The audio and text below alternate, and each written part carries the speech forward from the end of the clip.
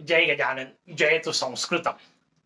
भगवान श्री गणेशांच्या मयुरेश्वर अवतारामध्ये त्यांनी वापरलेल्या त्यांच्या अत्यंत प्रिय अशा प्रकारच्या वाहनाच्या मयूराच्या अन्योक्तीपासून आपण या रसग्रहण मालिकेचा श्री गणेशा करीत आहोत. श्री गणेशा असल्यामुळे मुद्दाम श्री गणेशाच्या वाहनाचा विचार सुरुवातीला आपल्या समोर सांगितला. मयूराला उद्देशून केलेली अन्योक्ती. काय अन्योक्तीचे शब्द आहेत? मुद्दामच मी प्रत्येक सुभाषित आपल्या समोर वाचत असताना थोडेसे विग्रह करून त्यातले भेद करून फोडून ते शब्द आपल्या समोर वाचणार आहे की जेणेकरून आपल्याला त्या प्रत्येक शब्दाचा आस्वाद नेमकेपणाने घेता येईल. आपल्या समोर सुभाषितकारांनी सुभाषित दिलं, ए तस्मिन मलयाचले बहुविधैहि किम तैहि अकिंचित करैहि काक उलूक कपोल कोकिल कुलैहि एकोपि पार्श्वस्थिताः कीकी कूजति चेत् तदा विघटित व्यालावली बंधनाः सेव्यः स्याद् इह सर्वलोक मनसाम आनंदनः चंदनः. अत्यंत सुंदर अशा प्रकारचं एक अन्योक्ती आपल्या समोर ठेवली, मोरावर केलेली अन्योक्ती. पहिल्यांदा सगळ्या शब्दांचे अर्थ समजून घेऊ, म्हणजे अन्योक्तीकारांना नेमकं त्या निमित्ताने काय सांगायचंय त्याच्यावर चिंतन आपल्याला करता येईल. पहिला शब्द वापरला ए तस्मिन, या असलेल्या. कुठल्या तरी पर्वताबद्दल जेव्हा बोलतायत ते मलय पर्वताबद्दल, तेव्हा या मलय पर्वतावर अशा अर्थाने ए तस्मिन मलयाचले. मलय नावाचा पर्वत आहे दक्षिण भारतामध्ये. आपल्या सगळ्यांना माहिती असलेला मलय पर्वताचं नुसतं नाव निघालं की त्याचं सगळ्यात जे वैशिष्ट्य आहे ते आपल्या डोळ्यासमोर येतं. तिथे असणारं अद्वितीय सुगंधानी युक्त असणारं सुरभियुक्त चंदन. कारण चंदन हे मलय पर्वतावरचाच विषय आहे. आजकाल वेगवेगळ्या पद्धतीच्या कृषी प्रयोगांनी असंख्य गोष्टी जिकडे तिकडे निर्माण होत आहेत, त्याच्याबद्दलचा प्रश्न नाही. पण खरंच जिथं त्याचं वैशिष्ट्य असतं तिथला जो सुगंध किंवा तिथले जे गुणधर्म त्या वृक्षाचे, मग हापूस आंबा असेल, नारळ असेल, आजकाल स्ट्रॉबेरी विदर्भात सुद्धा लावण्याचा प्रयोग केला जातो, पण ती जी चव आहे ती नाही येऊ शकत. हा जो भाव आहे तो समजून घ्या. म्हणून मी मुद्दाम मलयाचल म्हटलं, कारण मलयाचा संबंध चंदनाशी आहे. त्या मलय पर्वतावर काही तस्मिन मलयाचले हे बहुविधैहि अनेक प्रकारचे आहेत. तिथे काय खालच्या कुलैहीचा संबंध त्याच्याशी आहे. कुळ आहेत. कोणाकोणाचे? कुल म्हणजे घराणे, समूहच्या समूह. पक्षांचं वर्णन असल्यामुळे थवेच्या थवे आपण शब्द वापरू शकतो, कारण आपल्याकडे प्रत्येक गोष्टीला वेगळा शब्द देण्याची भारतीय पद्धती आहे. आपली भाषा समृद्ध असल्यामुळे पक्षांचे असतील तर थवे म्हटले जातात. तसे थवेच्या थवे जिथे आहेत, कुठे? त्या मलय पर्वतावर. कोणाकोणाचे आहेत? यादी दिली. काक कावळा, उलूक म्हणजे रात्री कार्य करणारा घुबड ज्याला आपण म्हणतो, त्या पक्ष्यांचे थवे तिथे आहेत. कपोत कबूतर आहेत कितीतरी.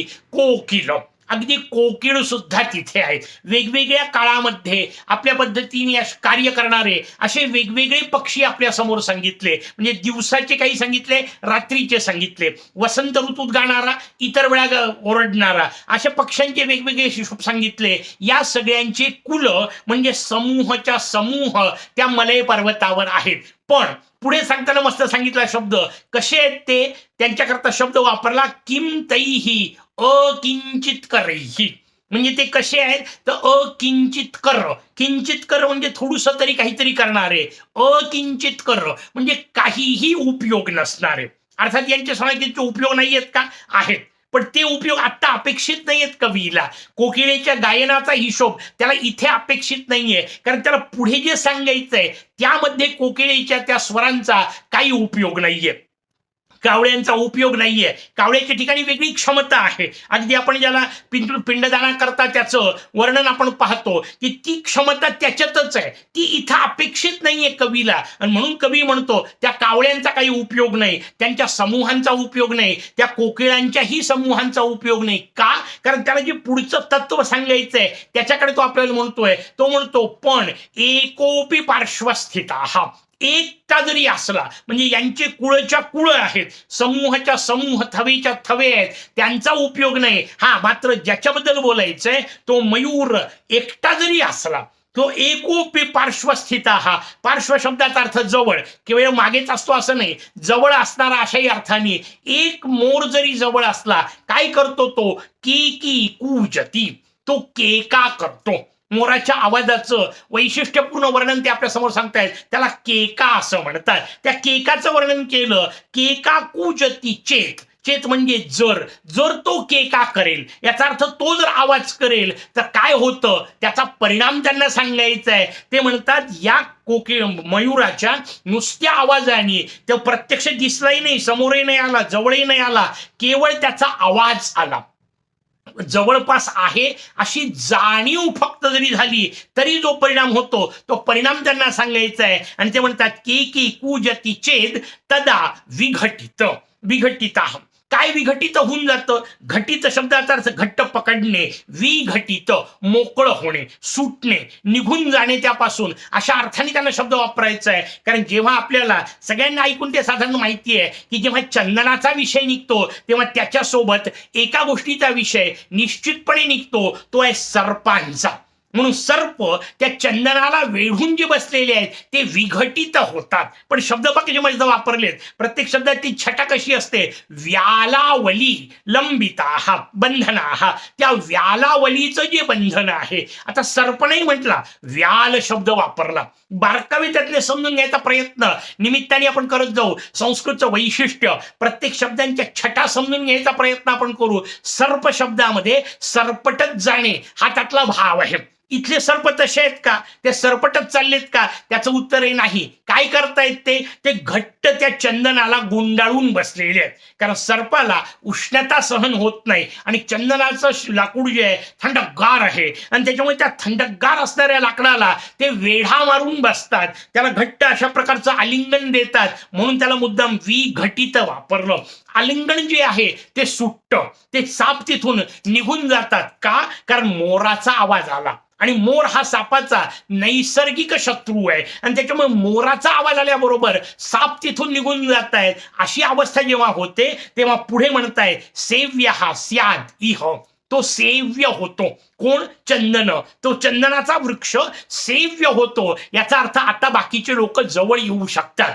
कारण आतापर्यंत तिथे सगळे सर्पच गुंडाळलेले होते, व्याल गुंडाळलेले होते. व्याल हा शब्द संस्कृतमध्ये बाकीही प्राण्यांकरता वापरला जातो.